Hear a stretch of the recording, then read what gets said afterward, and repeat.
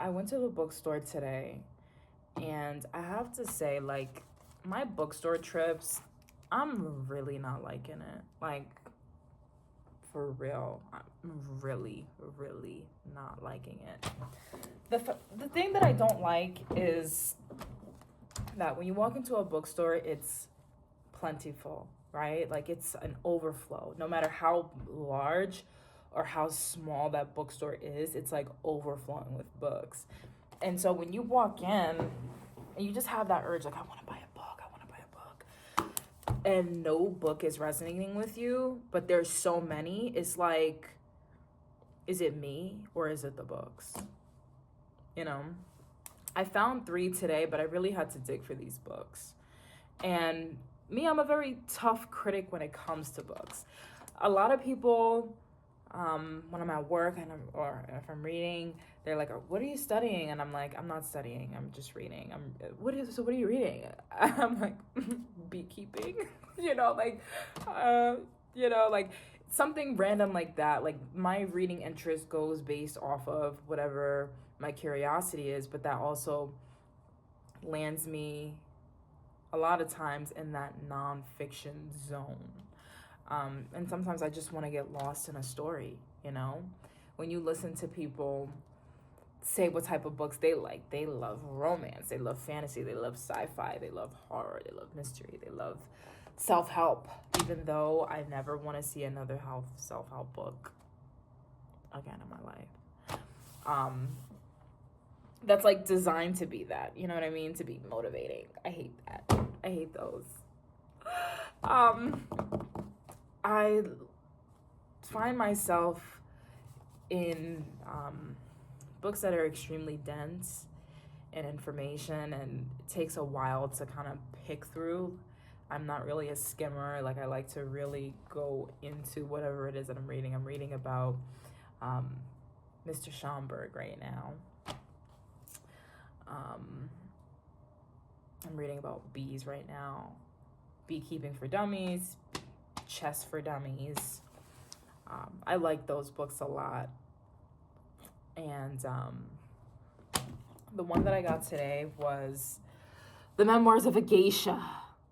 I watched this movie twice. Once when I was at home and once when I went to Japan, and it's one of my favorite movies. It's so beautiful. And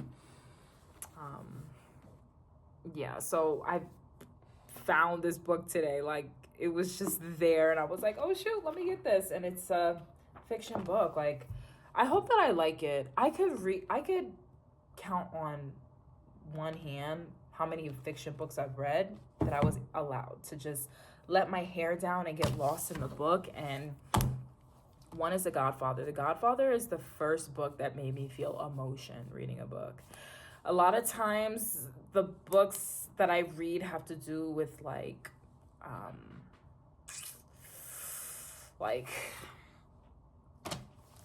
experience, to where it can make me upset or it could make me feel like I have a lighthouse or somebody understands me, understands my frustration and the things that I see, the things that I feel.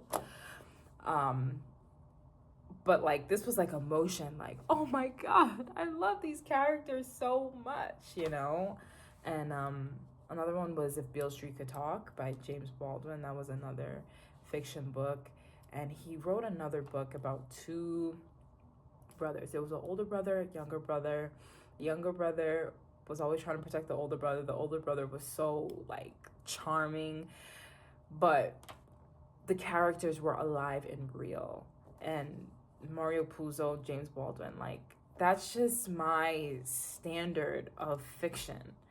And where characters are real and the emotions are real, and it's just I don't know.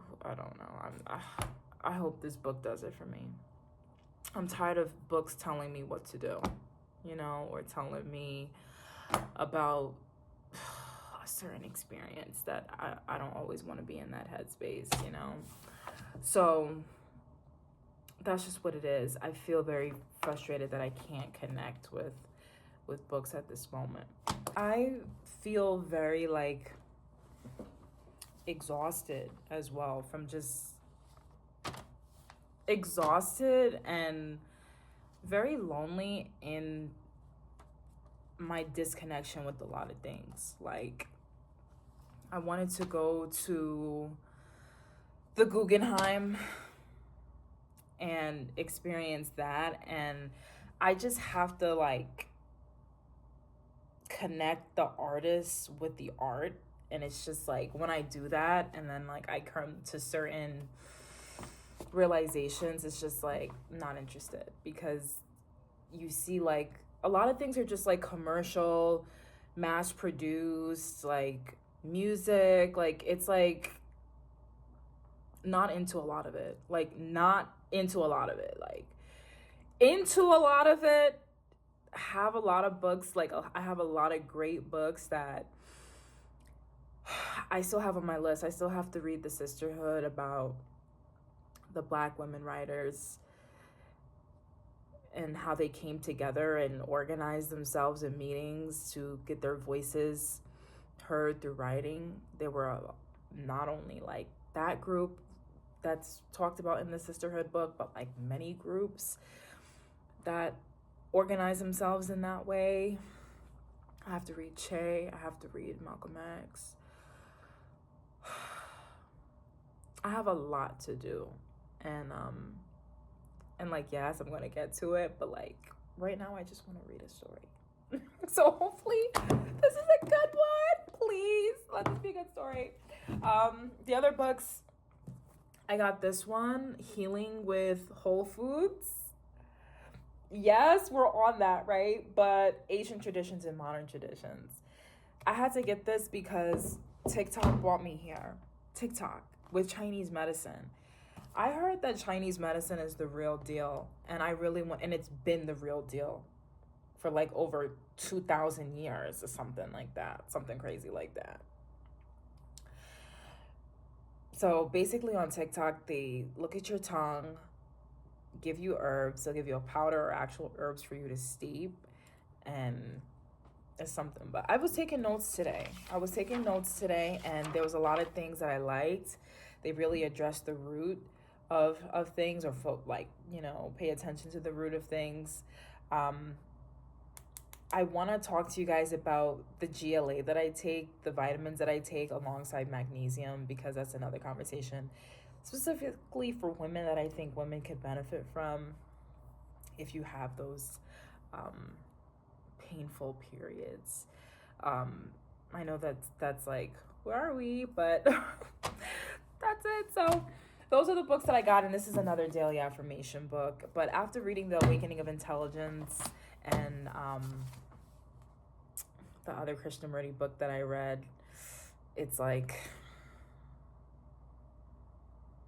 yeah. So I don't like the bookstore right now. If you guys have any book recommendations, story books that are actually good and the characters are alive and every word is juicy, let me know. Ciao.